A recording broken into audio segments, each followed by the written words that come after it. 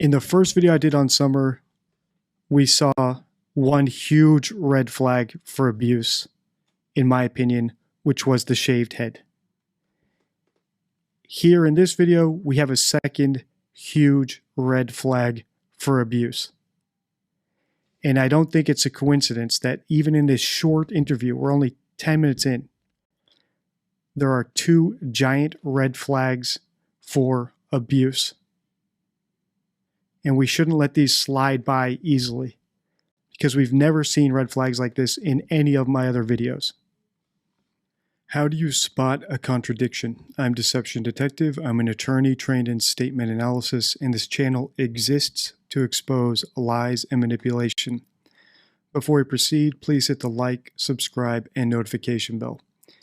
In today's video, we're going to look at one of the first interviews with Dawn and Candace Wells, who are the parents of Summer Wells, who went missing in 2021. And this is the third installment in my Summer Wells series. We've looked at the first part of this interview in my last Summer Wells video, which you can find in the playlist in the pinned comment below. Now we're going to continue watching this interview. We found out since this has all happened, we got some real good neighbors and good folks everywhere. But the most important thing is to bring Summer home safe.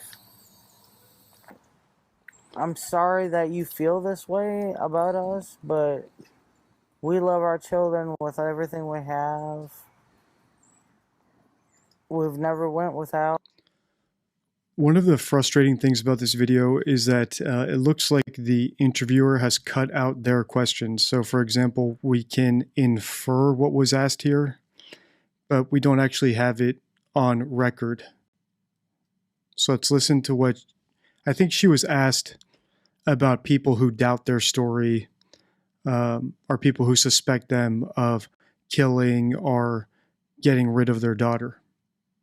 Sorry that you feel this way about us, but we love our children with everything we have. We've never went without, thanks to Summer's daddy and my husband. He's always provided for us and has worked as much as he could and can and still is. And I'm sorry that you guys feel that way, but that's... It's interesting when she seems to be responding to critics that she brought this up on her own, that Dawn supports the family and has made sure they never go without. It might just be her parroting what he tells everyone whenever they complain about his treatment of them. For example, if he did abuse Summer and Candace jumped in and told him to stop or asked him to stop or criticized him for it, he would tell her, I provide for this family, you've never gone without.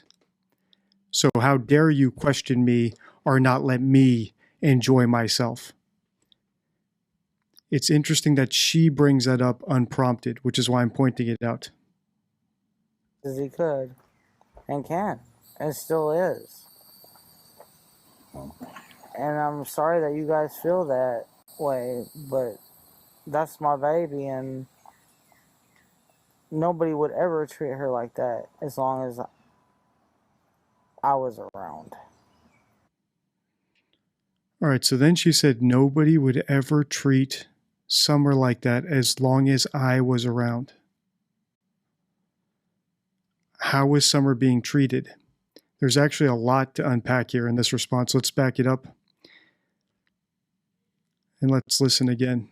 Remember, she's bringing up all of this unprompted as far as I can tell. It seems like the interviewer just asked her how she would respond to the people who doubt them or the people who suspect them of killing their daughter. We've never went without.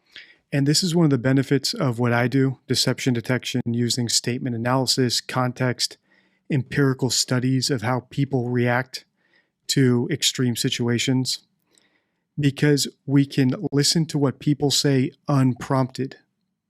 So they actually reveal their thoughts to us. Whereas a polygraph test or a lie detector machine, you can only ask yes or no questions. So people aren't free to bring up whatever they want to bring up. And that's a huge pitfall of polygraphs, in that you're restricted. You have to bring up everything. And then the subject is just restricted to saying yes or no to everything. Whereas what we do is we listen to what they bring up on their own, because that tells us what's on their mind. What are they sensitive about? What are they trying to preemptively defend against? And then we can learn a lot more just by listening to their own words. Well, thanks to some. Most important thing is to bring Summer home safe. I'm sorry that you feel this way about us, but we love our children with everything we have. We've never went without, thanks to Summer's daddy and my husband. So they're saying they're responding to people who criticize their parenting. And Candace jumps to talking about how Don has made sure they never go without. And that's why I suspect this might be his defense to being a terrible father, to being an abusive father. Because this is her response to people potentially criticizing their parenting style. So if someone criticizes Don, the response everyone in the household knows is, I keep a roof over your head. You've never gone without, right? Have I ever let you go without? No. Okay, then quit complaining. Right? Quit your moaning. That's how I read this. Because she's not really defending herself. She's defending Don, which means she might have some guilty knowledge about Don. My husband, he's always provided for us and has worked as much as he could and can and still is. Right. So rather than saying what a loving father Don is, or how he's always looked out for the children's best interest, or how he took great care of Summer in raising her, educating her, those are not the defenses she gives for them being when they're accused of being bad parents. The defense she gives is that Don made sure they had a roof over their heads and they had food on the table. As far as parenting goes, that's the bare minimum. So what can we understand from this? They're accused of being bad parents, and her rebuttal to that is that Don at least made sure they had a roof over their heads. To me, that's indicative that they are terrible parents. And their only defense against being called bad parents is that at the very least, the children aren't out on the street. And actually, one of them might be now, because Summer's missing.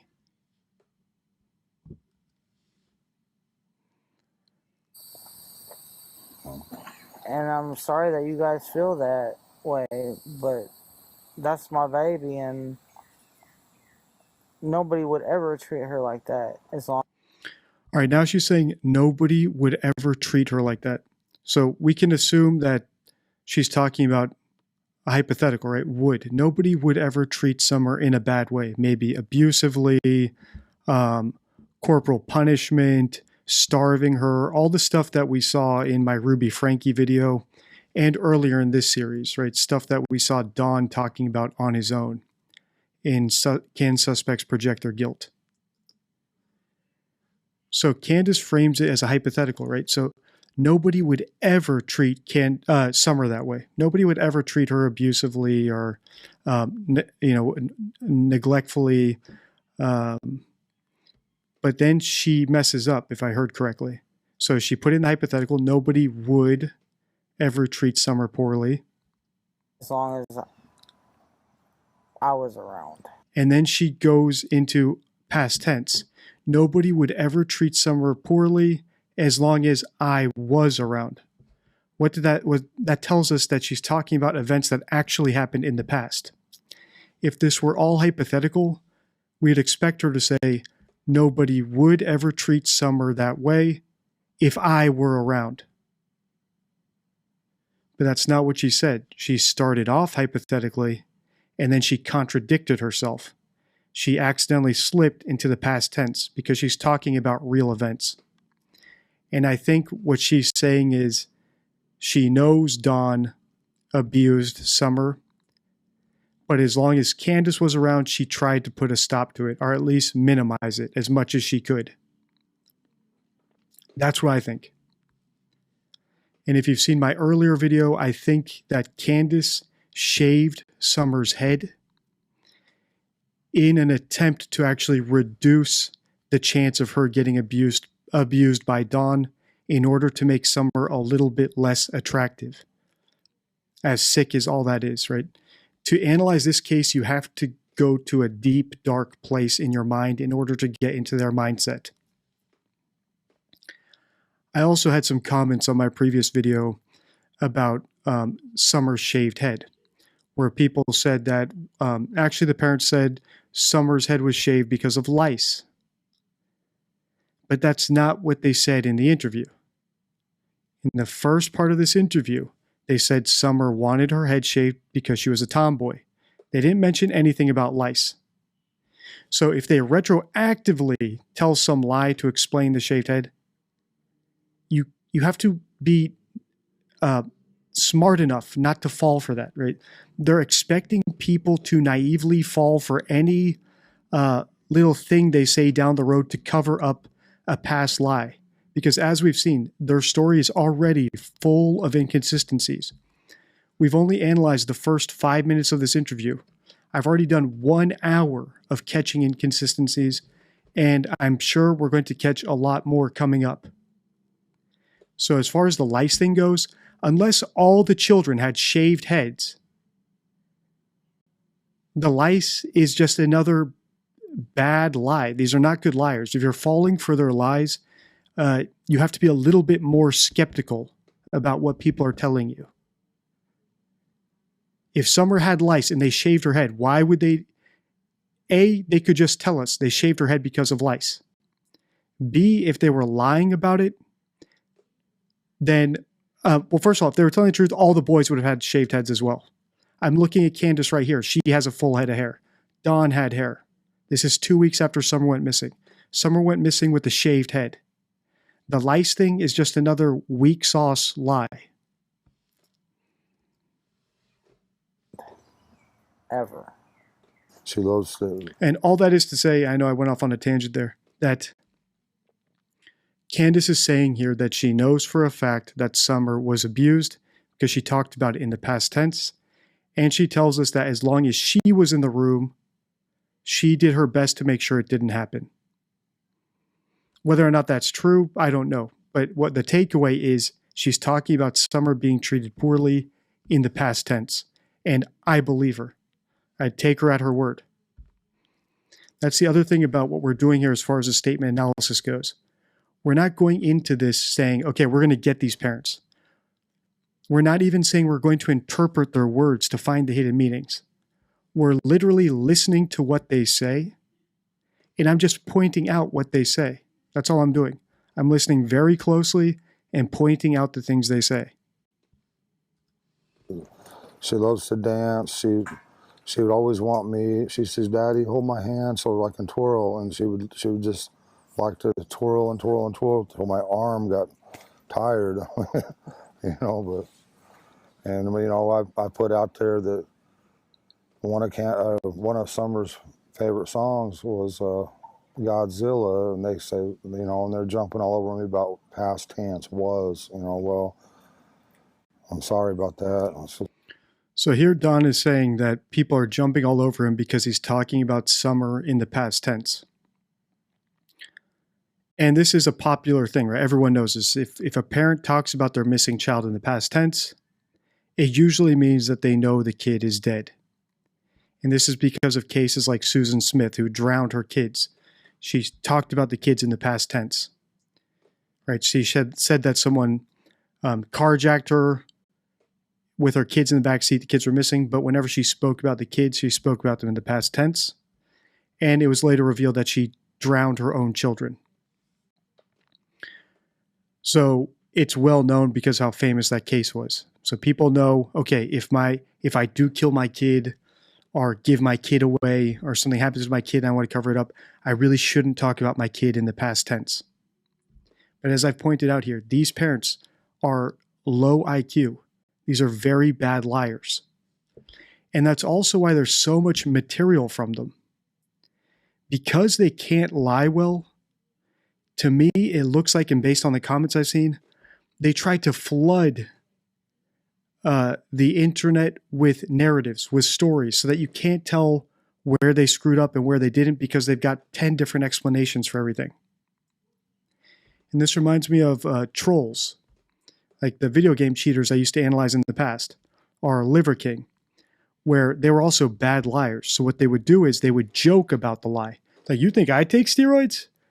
Yeah, I take steroids, and I have ab implants as well. To me, that's a sign of a bad liar. I knew Liver King was taking steroids based on his statements, and I called it long before his confession, because he did the same sort of thing. He was a bad liar, so he would try to mask the lies under a bunch of different narratives and other lies and half-truths. And that seems to be what the Wells do.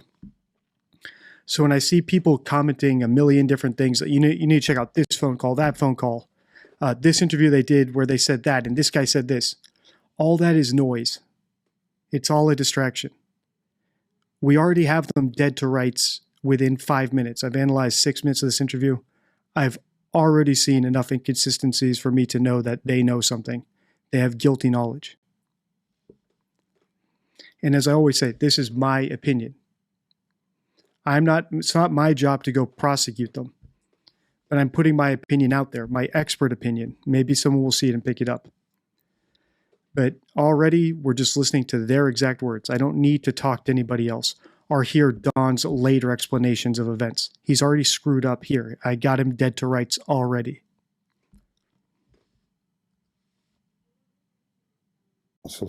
She also liked the song by New Breed. It was called House. My House.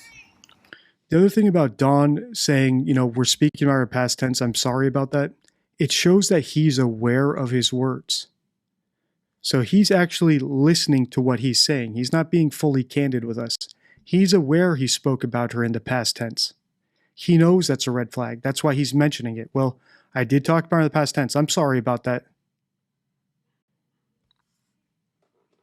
Does that mean he's innocent, because he's saying, well, I accidentally said past tense. Well, there you go. No, it's actually a red flag that he's guilty and he's just a bad liar. And by being upfront about how bad of a liar is, he hopes that you will forgive him for it. I have lots of poker chips stacked up and I'm ready to go all in that they know something about their missing daughter. Just because someone's candid about how much they're screwing up doesn't mean they're not screwing up. It just means they're aware they're screwing up and they're too low IQ, too unsophisticated of a liar to correct it. These are not intelligent people. These are not criminal masterminds. They're literally people who contradict themselves every single sentence they said. And then later, when people point out those contradictions, they come up with another excuse and hope that you'll accept it. Well, Summer's head was shaved, but they said it was lice. Well, they didn't say it here. They only said it after I pointed it out, right? That's what the response should be. If we point out something here and then they come back with an excuse for it, recognize that's an excuse made after the event. Unless Summer's head was shaved and all of her brothers' heads were shaved the day she went missing, the lice thing is another weak lie. So these might be the sickest people we've analyzed on the channel, but they're also some of the worst liars we've seen on the channel. They're right up there with Liver King in terms of bad liars. She sung that a lot of times when I play it on the TV. She loved to dance. She liked to think of herself as a princess and, and all that. Like y'all. Did you catch that? Listen to Don here. I know people are saying I pause this video a lot. I'm pausing it because literally every sentence they say is another contradiction. So listen to Don here. Times when I play it on the TV. She loved to dance. She liked to think of herself as a princess and, She liked to think of herself as a princess. What was the first reason they gave for shaving Summer's head? If you saw my previous video, If you saw my video, How Important Are Inconsistencies, where we analyzed the first 4 minutes of this interview, what was the reason the parents gave initially for shaving Summer's head? They said she wanted her head shaved because she's a tomboy. Now we have Dawn telling us Summer liked to think of herself as a princess. So is she either a girly girl Disney princess, or is she a tomboy who wanted a shaved head? I don't know. But I do know that they are lying to me right now because of the inconsistencies. So the big lesson for this video, if I'm trying to sum up what we've learned so far in the Summer Wells case, is you have to take people at their word. And if someone screws up, you need to recognize that. Whether they try to explain it away later or whether they even say, hey, I just screwed up there. That was weird that I said that. Well, that's not an excuse. You still screwed up. You still said something very bizarre. So whether or not they own it or make an excuse for it, that shouldn't factor in. They still screwed up. You should not forget that. I haven't forgotten all the inconsistencies they made in the first video. I haven't forgotten a single thing they said in the first video. And I remember they said she was a tomboy. That's why they shaved her head. They said she wanted it. And then later, Dawn said that Candace also had to shave her head so Summer wouldn't feel bad about it. So did she want it shaved? Or did she feel bad about it? And then they also said she wanted to shave because she's a tomboy. Now Dawn just said that Summer saw herself as a princess. So did she see herself as a princess with the long flowing Cinderella hair? Or was she a tomboy who wanted to have a shaved head like G.I. Jane? These things, you need to mark them down. Whether or not they try to come up with an excuse later, they've already had an inconsistency. There's no explanation they could give me now to make me trust any of their stories. You know, and all that, like all young girls do. And she loved Frozen. She loved to be that Elsa, and so she loved to be Elsa. If I recall correctly, I'm not up to date on my Disney movies. Does Elsa have a shaved head? Or does she have long hair? and you know, and all that, like all young girls do. And she loved Frozen. She loved to be that Elsa, and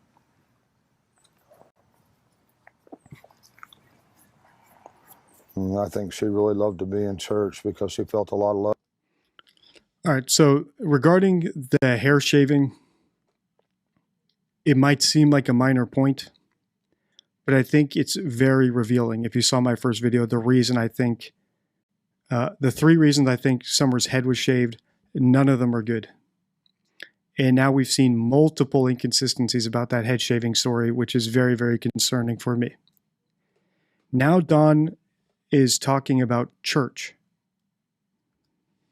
I love there, and I think you can't explain what that love is, but you feel it and you know it, you know, when you're young. And she felt that there, and she loved everybody in that church, or she loves everybody in that church. I should rephrase that because they'll tear that apart as past tense, and I apologize. So he just used past tense. Now he's correcting himself. Well, I screwed up there. They're going to tear me apart. Yes, rightfully so. I will tear him apart on it. Just because someone owns their mistake doesn't mean they didn't make the mistake. These are bad liars. The fact that they know they're bad liars doesn't suddenly make them criminal masterminds. They're just bad liars. So there's lots of lessons to learn here about manipulation. They're bad liars, but they're manipulative. They know that a certain percent of the naive population will say, hey, he spoke about her in past tense, but he said he knows he did it. So what? How does that affect anything? He revealed he thinks she's dead by speaking about her in the past tense. Parents of missing children generally do not consider, even for a second, the idea that their kid is dead. Even 30 years later, parents of missing children still hold out hope that their kid is going to come back. Even 30, 20 years later, they don't talk about their missing child in the past tense. Just on the tiny grain of hope that the kid is still out there alive. Apologize again for that. I hope she gets to come home, you know, and I hope she gets to be with our church family again. Our best friend in that church was Robin. She loved her to death. Yeah, she looked up to When women that were... she come to that church, she went looking for Robin. That was her favorite person. This is interesting that they're talking about this church. I don't think they were ever asked about the church. They brought this up on their own. So there's definitely more investigation required here. Whatever they bring up on their own is sensitive to them. Sensitive in that they feel like they might need to defend against it, so they're just trying to address it up front because they have guilty knowledge about it. Are sensitive in that they think you will help bolster their story, so they're trying to build it up. And we saw them talking about their neighbors, how we don't really know our neighbors. That was a strange thing to bring up. And now they're bringing up the church. So there's plenty of avenues of things to investigate further in this series. But the main thing we have to do is, if you're watching my channel to learn how to spot liars and manipulation, the main thing we have to do is focus on their early statements. Because if later down the road they made up more lies and piled on more lies and distractions to plug up the holes in their story, we can't get distracted by that. Which is why I've tried to start this series all the way back at the beginning. This interview was done something like 2 weeks after Summer went missing. Everything here is coming straight from them without too much feedback. It already looks like they pay attention to the feedback though, because they're talking about their haters. So they're very aware of what people are saying about them online, of what people are doubting about them. Like Don just said, I'm sorry I spoke about that in the past tense. So he's very aware of what people are saying about him, of the commentary around the case. I wouldn't be surprised if he's watching these videos right now. But because he's a coward, he won't take me on, right? He is a coward, right? These are cowards. I welcome them to try to do anything. I've seen some of the comments where people say, oh, they threaten to kill people who talk about them. They said the same thing about the Freemasons. They said the same thing about the Scientologists. They said the same thing about the McCanns coming after me or the Ramseys coming after me. Nobody's done anything. My channel's up and running just fine. The most we've seen are some bots. And as soon as I took care of that, we haven't seen a single bot on the channel since.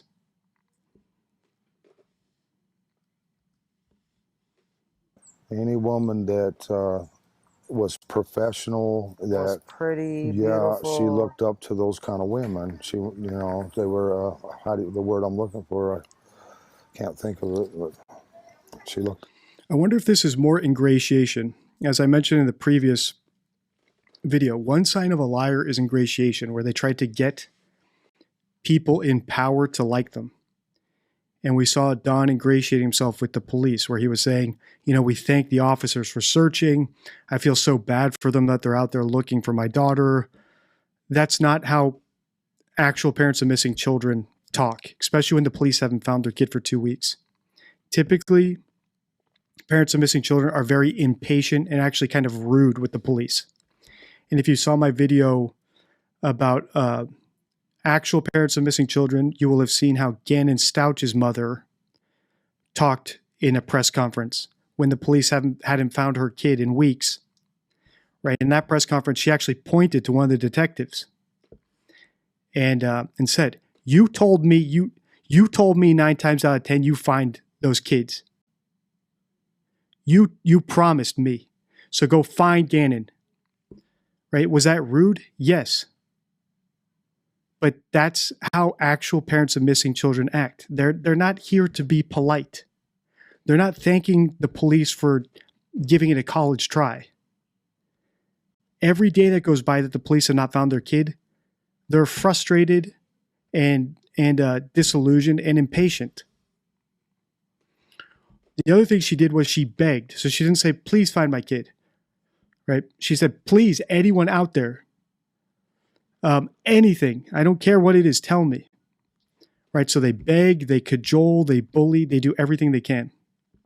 Whereas Don was thanking the police who hadn't found his daughter and actually apologizing for all the time they were wasting on his property looking for her, which was very bizarre. And this might be more ingratiation, where they want their local church to like them. They don't want to make enemies with this local church, so they're going out of their way to suck up to the local church, right? To ingratiate themselves with the local church. And I wonder why. It might be that maybe in confession one day, one of them admitted something in the confessional booth. And now they're worried that whoever they confess to might come forward with some information, right? Might break that privilege between priest and congregant in the confessional booth. It is interesting that they're bringing up the church.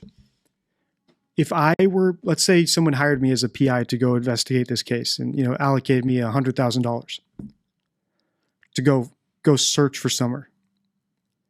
One of the places I would definitely start at is the church and find out who regularly takes confession at that church. Who mans the confession booth? And then I'd start working on that person, working on their conscience. If there's any chance that Summer is still out there and you know something, just tell me, please. Right? If Don admitted anything to you, I know you took an oath and I know you don't have to tell me, but just search in your heart. So I would definitely start at that church. Why would I start at the church? Because they're talking about the church and they seem to be trying to ingratiate themselves with the church. That's the power of an open statement where people are allowed to bring up whatever they want to bring up. Looked up to him. She'd give him a run for their money every day. She'd give him a run for their money. And there was times, we'd be, at our boys, like, don't do this and don't do that. And next thing you know, the stick would come up and just whop them, and it'd be like, Summer, don't do that. Summer was the boss of the family. Yeah, She typical girl. When they get out of line, she'd put them in line. She'd do her best. She'd love to play in the mud and the water and swing on her swing and enjoy dirt. When I run the lawnmower around, she would run behind me. When the boys run their bikes around, she, as fast as that little bike could go, she would be behind them running and keeping up with them, no problem. She loved to run. She just loved to run, and she could pull herself up. So notice all the things they're talking about take place outdoors. So you don't run inside a house. Notice how they're not saying like she likes to play with her dolls.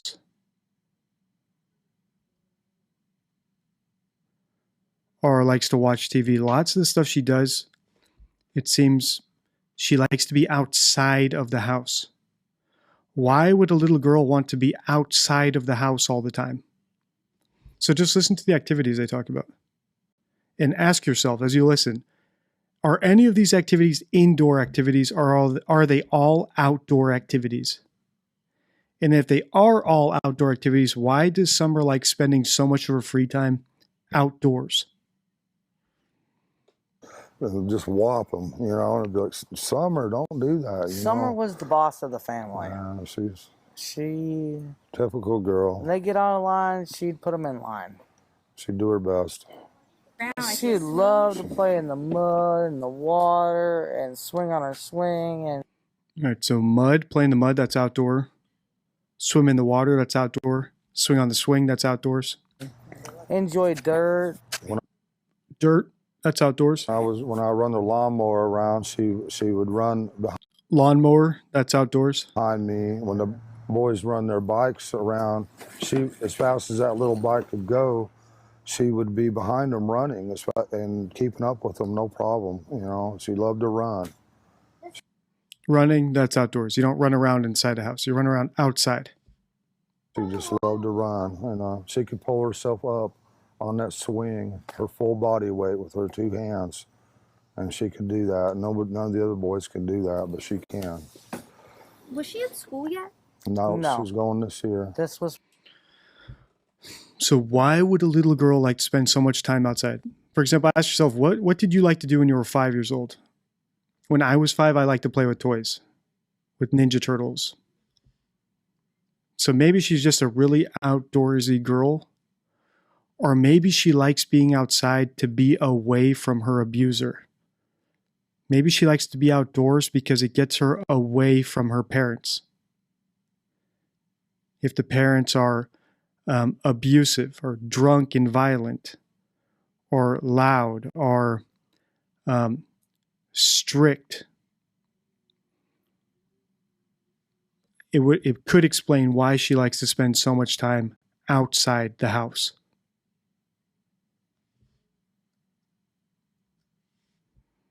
this was supposed to be her first year of She's been, kindergarten. we did all the, what? I took care of everything. Yeah. I had her already taken all of her shots and registered in the school for ready for this year. Yeah. So Summer went missing right before she was about to start school,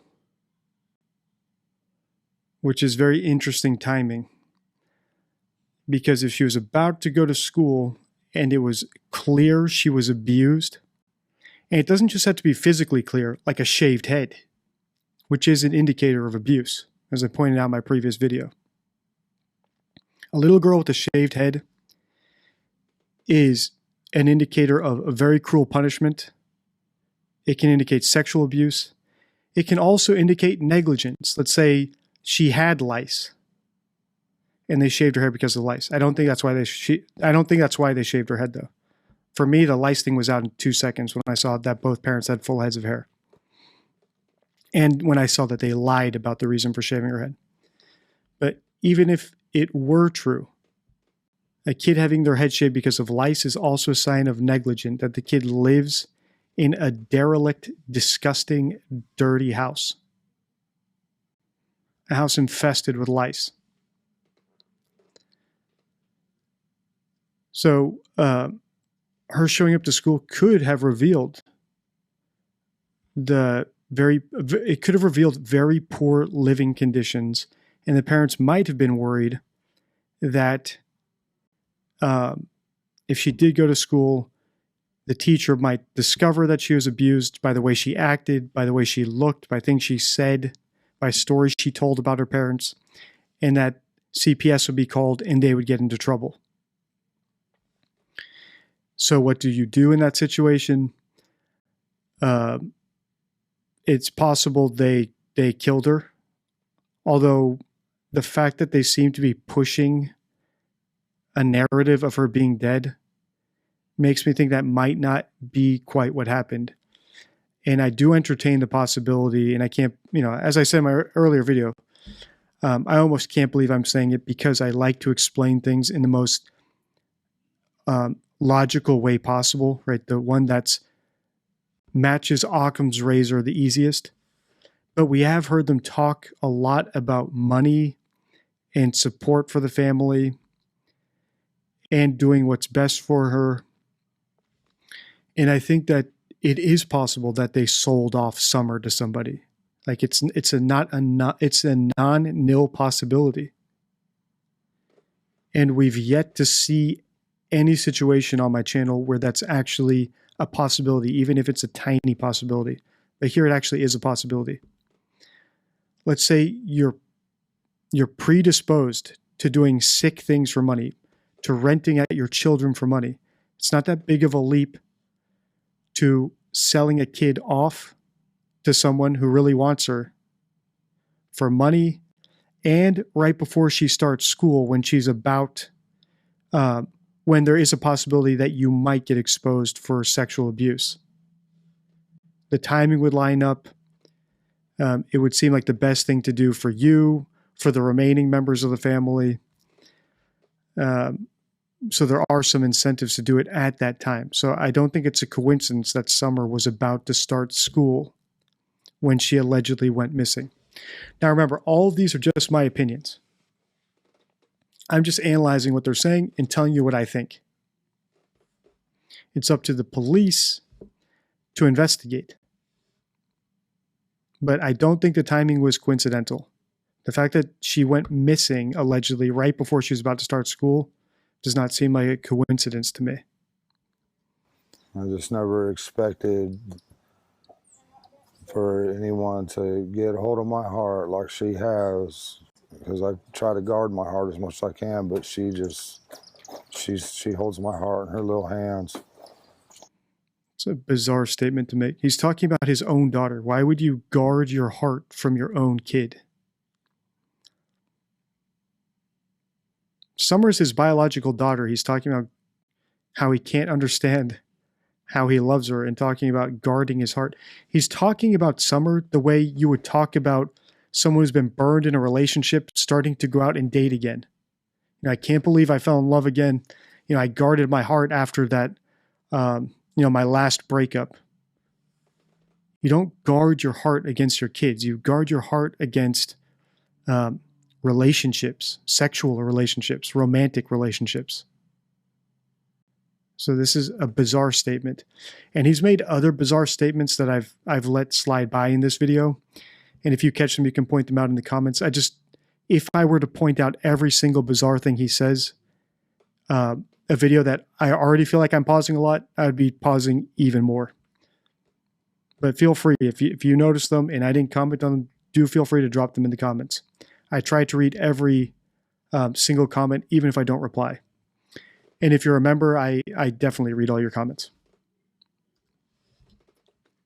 And I love her with all my heart. I'd do anything to have her back. Your little girl. If there's any way, if you can find it in your heart to please release her somehow. I don't know how you might do that. You're probably scared of going to prison for the rest of your life and everything else, I'm sure. But please find it. What a weird... So apparently they're making a plea to the quote-unquote kidnapper. And he's already making excuse... In his plea, he is making excuses for why the kidnapper would not come forward. This is the first time I've ever seen this. Why would he be making excuses for the kidnapper not coming forward, right? I know how hard it is, and you might be scared of getting caught if you come forward with Summer. So, you probably won't come forward. Why would a parent do that? Why would someone do that? Probably because they know no kidnapper is ever going to come forward. And they're trying to make it seem more plausible when the kidnapper doesn't come forward. They're almost overcompensating. It's almost like he's taking this moment to explain to us why a kidnapper will not come forward. What does that tell me? It tells me Summer's not kidnapped. She's either dead or dead via murder, like they were high one day and decided to kill her so that any abuse would not be discovered in school, or dead just via straight up negligence. They weren't watching her. She wandered off because they're negligent, unfit parents, and she died. Or they literally sold her for money.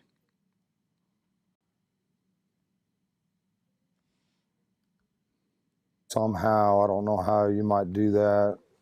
You're probably scared of going to prison for the rest of your life and everything else, I'm sure. But please find it in your heart, have mercy, and find a way of letting her go and where we can get her back. And just please have mercy on her and, and us and her brothers. And she's such a loving, good spirit. Please don't hurt. Notice how he describes her as a spirit. She's such a loving and good spirit. You talk about dead people as spirits, right? If someone's dead, then I envision them as a spirit. I don't imagine living people as spirits. If someone's alive, I might say something like she's a loving soul. Or she's, she's got a great soul. But I wouldn't use the word spirit. And I wouldn't call them a spirit, right? I wouldn't say of someone who's alive, she's a spirit. I would say she's got a great soul, or even she has or possesses a great spirit. But he describes Summer as a spirit, which might be leakage that she's dead. Also, just remember, we have to escape binary thinking. So I know I said she could be dead or she could be sold. She could have been sold and killed, and he knows it. Right? She's a 5-year-old girl. I don't know the type of person who would buy a kid at 5 years old might not actually want to raise a kid, right? I don't think it's an illegal adoption based on all the death talk. It might be they literally sold her to a monster, and the monster did whatever the monster was going to do with her and then killed her. And they were aware that that was a possibility, a likely possibility.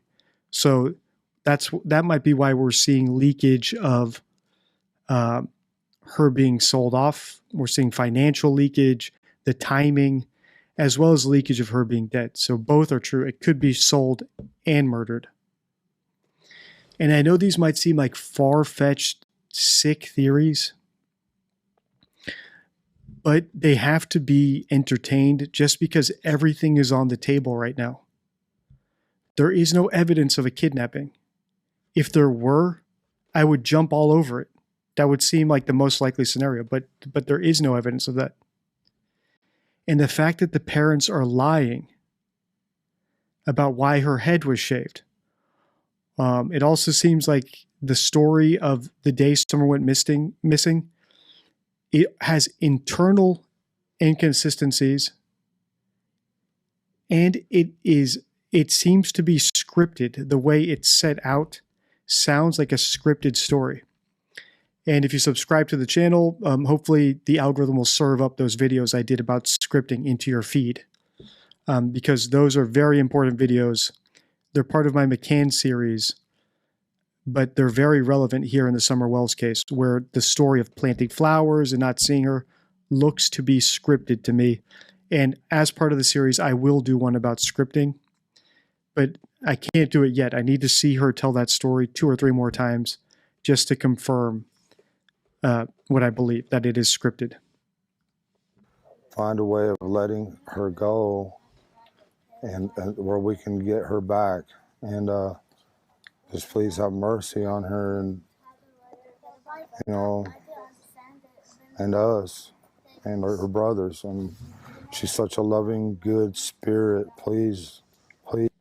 She is a loving, good spirit. So he's describing her in the present tense as a spirit, which is more leakage, I think, that he knows she's dead. He talks about her in the past tense. He just described her as a spirit. And we've seen him use lots of terms regarding death when talking about Summer. For example, in my first Summer Wells video, he said, if I ever said a mean word to her, it killed her, or she loved me to death. Please don't hurt her. Please let her come home.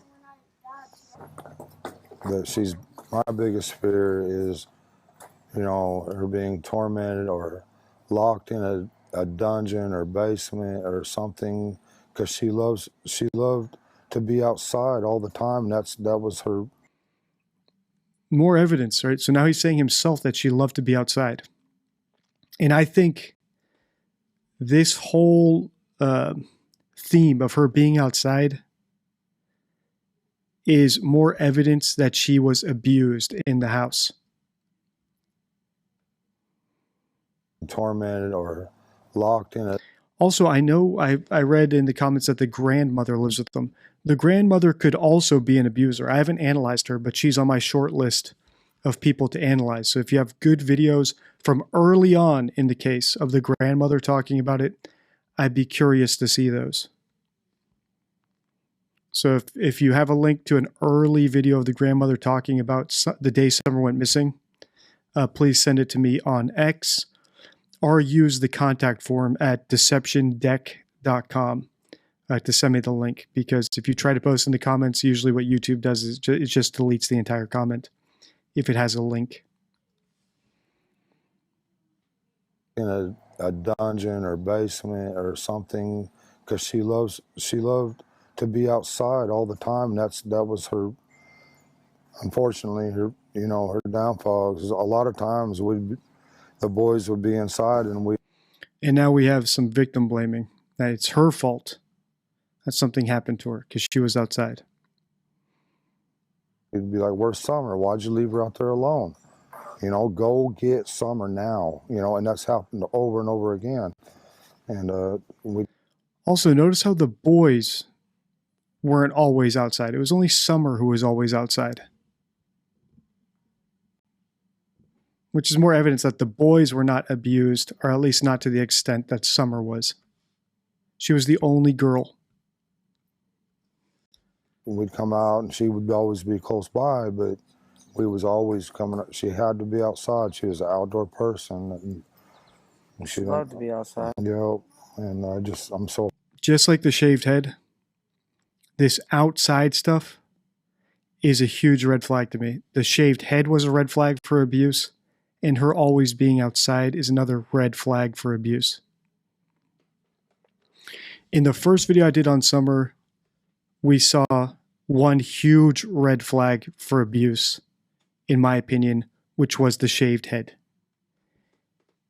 Here in this video, we have a second huge red flag for abuse. And I don't think it's a coincidence that even in this short interview, we're only 10 minutes in, there are two giant red flags for abuse. And we shouldn't let these slide by easily, because we've never seen red flags like this in any of my other videos. I'm so afraid that she's locked away. She's such a loving heart and everything, and I'm afraid that she won't be able to, I'm blocked away where she can't be outside or play with a puppy or anything, love nature, and that's my greatest fear, that she's not able to do any of these things anymore, or that she could possibly, I don't want to think she's dead, but it's a possibility. I don't want to address all the negativity. I just want to focus on the positive, because it's so easy. I want to focus on the positive. What positive? Your kid is missing. All right, so these are strange statements. Again, if I paused every time he made a strange statement, we would be unable to get through this video. We're almost at an hour. And we've only analyzed so far like 5 minutes. We have 1 more minute left. But if your kid goes missing, there is no silver lining. So when he talks about we only want to focus on the positives, that might be an indicator that he sold her. That the positive is that they got some money so they can take care of their other children and the rest of their family. And I don't know how they could convince themselves that Summer's in a better place. But obviously they've convinced themselves that there is some positive out of this, which is very bizarre. Easy to get, lost in that negativity and stuff, and it's just not worth it. So I'm just, I appreciate y'all, the good things you say, and your prayers. That's awesome. When my sister went missing, I was in between Arkansas and Tennessee. Oh, so this is something else I saw in the comments, that Candace's sister went missing. So Summer is not the first girl in this family to go missing. Summer's aunt also vanished without a trace. Could that be a coincidence? Yes, of course. Could it be that someone in this family sells people off, or is a serial killer and kills people? That's also a possibility. But really, I think it could just indicate more the type of surroundings they're in, the type of situation they're in. They're in a socioeconomic, geographic, education level place where just horrific things happen. And they might happen because of financial issues, drugs, just general violence between low IQ people, alcohol, gangs, just general criminality. But it is strange that this is not the first girl to go missing in this family.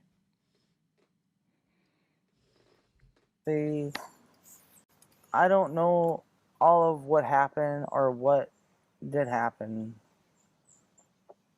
but I hope that they find her too and bring her home safely too. Yeah, there's nothing. I mean, she disappeared without a trace. They haven't found anything, haven't found a body, nothing. And you know, when you see cases like that, that's why I lose hope on Summer. You know, I want to keep hope, but sometimes I lose hope. Lose it. Remember, only 2 weeks have passed at this point, and he's already lost hope for Summer. Remember how I said earlier, typically parents of missing children, I'm not saying that every single parent of a missing child acts exactly the same, but typically parents of missing children do not accept the child's death, and with unless there's evidence, and even in the face, in spite of actual evidence that the kid might be dead, like a pool of blood and the body's gone, some parents still don't accept it. But 2 weeks after the kid goes missing, he's already talking about how he's losing and lost hope for Summer, and how he's talking about her in the past tense, and he's describing her as a spirit. I think he knows she's dead, but he says that there's a silver lining. So maybe in his mind, the good thing is that whoever she was sold to, or he knows who kidnapped her and it was a dangerous person, he knows that that person is done torturing her, and at least she's at peace now. Remember in my first video, I said that it is a possibility that a very dangerous person actually abducted Summer, actually took Summer because they owed him money, or just because he has power over them, and they're too scared to turn him in, which could explain why it seems like they're withholding information. And the silver lining he's talking about is that at least whoever took Summer is done with whatever they were doing with her, and she's at peace now.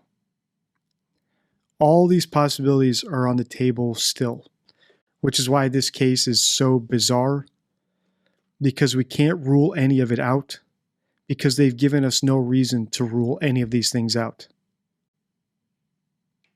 The only thing I'm confident in ruling out is that that this was a stranger abduction. The only thing I'm ruling out is that she was abducted by someone who they don't know. And I think, well, maybe we won't never see her again, you know. So I start thinking in past tense, sorry. But I'm trying to keep hope up. I'm trying to keep my prayers up and all that.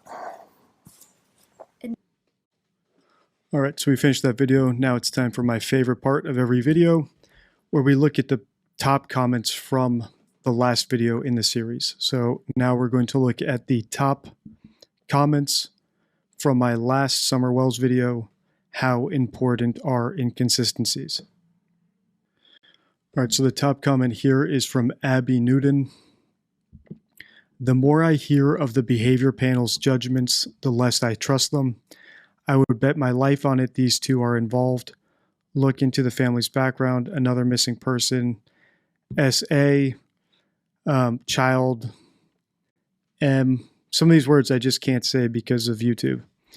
Mother has already had her previous kids removed from her. Abuse. It's unreal. These two aren't already in prison for life. Right? It's unreal these two aren't already in prison for life. I agree. There are lots of red flags with these people and their past. Like we just touched upon in this video, the fact that Candace's sister also vanished without a trace. And you're probably going to be right more often than you're wrong if you live by the mantra that where there's smoke, there's fire. So I don't think that it's inappropriate to consider people's past criminal record when trying to determine if they're liars or if they're criminals. Typically, people who do, especially sexually perverted things, do it as part of a pattern, and they do it habitually. So it's very hard to break those sorts of sexual crimes. And regarding Abby's comments about the behavior panel, I've never actually watched the behavior panel video. I've watched a clip where they were all like introducing themselves. I think there's like 4 of them, and they were introducing all their credentials. And I have complaints about them. I have reservations about the behavior panel, and I've touched upon them a bunch of times in other videos. But suffice it to say, I don't give much credibility to body language analysis. I think it's way too subjective. I also don't like analysis by panel, where a bunch of people are sort of feeding off each other, and 2 can take one position, 2 can take the other, so that the channel itself is never wrong. When there's too many cooks in the kitchen, I think that actually works against getting to the truth. There's a reason I work alone, because I want to come to my own conclusions, and then I'll look at the comments and see if the comments support what I'm saying, or if they're adding new facts that might change my opinion that I need to look into. All right, so the second comment is from Carolyn Lucas. Thank you for being blatantly honest and teaching people how to spot manipulation. Thank you for that. I think that being honest and blunt with my opinions will get us to the truth quicker and more accurately than tiptoeing on eggshells around obvious things. For example, do these parents have a criminal history? If so, then we need to factor that in. So sometimes, like I said earlier, where there's smoke, there's fire. And if sometimes you see that people are scared to blame the parents of the missing child because they're worried that if they're wrong, they're going to look like monsters. Well, if I'm wrong with any of my opinions, I will own that. And like I said in my last video, I don't come to my conclusions lightly. I put a lot of thought into it when I'm stacking up my little hypothetical poker chips to determine whether or not I want to go all in on accusing someone of being a liar, and whether or not I want to go all in on my theory and the details of my theories. All right, the third comment is from Keno Ward. You are just the tip of a massive iceberg, so to speak. You should see all the terrible shenanigans that these parents have been up to in the 2.5 years on YouTube. You'll be shocked to see the behavior from these 2. Thank you for this analysis. You are spot on. The people that have followed this case know you are not telling us anything we don't know. You're just another validation. And I've seen lots of comments like this, especially in my first video, warning me that the parents are very active on YouTube and they've sent people death threats. And I'll say what I always say. If I'm a counterpuncher, if someone wants to come after me, it will be the worst mistake they've ever made. And we saw that with what I suspect were the Ramses bots, because as soon as I called them out as potential harassment and tortious interference with my channel, the bots disappeared, which really could be an actual admission of guilt. So maybe they shouldn't have gotten rid of their bots so quickly. But like I told them if they got rid of the bots, we'll leave it at that. And the bots somehow disappeared. I've never seen that Beth Ryan bot on my channel since. And I haven't seen a single bot comment on a Ramsey video ever since I did that. So I feel like cowards go after people who can't fight back. I'm not surprised none of them have tried to come at me directly. All right, so let's just scroll down through some interesting comments now. So when I was talking about the death threats here, this one's from a channel member, Tasselkeep. Tassel, thank you for being a member of the channel. And Tasselkeep says, Don is going to hate you more than Josh, whom he has actually threatened with death and or physical violence. You are very right to keep your identity secret. And comments like this are how I know that they're cowards. I'm sure they're watching these videos just based on the way they spoke in that interview where they were addressing the haters. So even 2 weeks after someone went missing, when most parents would be unable to even open their eyes because they'd be so swelled from crying, they were browsing social media comments, I'm sure Facebook comments and Facebook posts to see what people were saying about them. So I'm sure these videos, if they get enough views, will be on their radar. And like I said, I'm a counterpuncher. We'll see what they do. I'm not going to go after them. I'm giving you my opinion here. But if they do come after me, like I said, I will go on the offensive, just like we did with the Ramseys. And this is another good comment. This one's from Ladybug. The parents will watch your show and adapt their script and responses accordingly. That's been their pattern from day one. And I think Ladybug hit the nail on the head. As far as that lice thing that everyone was talking about, I saw lots of comments. Well, they shaved her head because of lice. That's not what they said in the interview. They monitor the comments, they monitor the analysis, and then they invent new things to plug in the gaps as necessary. And that's what the lice was. It doesn't, why would they lie about that? They're already lying. The boys didn't have their head shaved. It's just another lie. And I think that that's why lots of the people commentating or following this case get lost in the noise at some point, because there's just so much noise and distraction that they lose the sight of the truth. In this case, of all cases, this one's the most important to get down to the first comments, the first statements they made before their script was refined, before they made up a bunch of inventions to plug in the gaps and plot holes in their story. That's where we will get to the truth. The early comments, the early statements. And I think Ladybug hit the nail on the head. What they do is they monitor and then they adapt. And that's typical of poor liars. Bad liars have to do that because there's so many plot holes. We have a comment from Joy Carter. She says, Ziggy sent me over. I have followed Summer's case since the beginning. Thank you for speaking up on this and saying the things a lot of us has felt from the beginning. Subbed and then thumbs up. So thank you for coming to the channel. There's lots of friends of the channel now. And the best way to interact with my channel is to just react to one of my videos, adding extra commentary. I know there's people who follow the cases that I touch upon a lot more deeply than I do. And their context is usually valuable. As you know, if you followed my channel long enough, I like to go strictly on the statements and then look at the context around the statements. I don't like to do deep dives into cases. I don't like to get into all the nitty-gritty,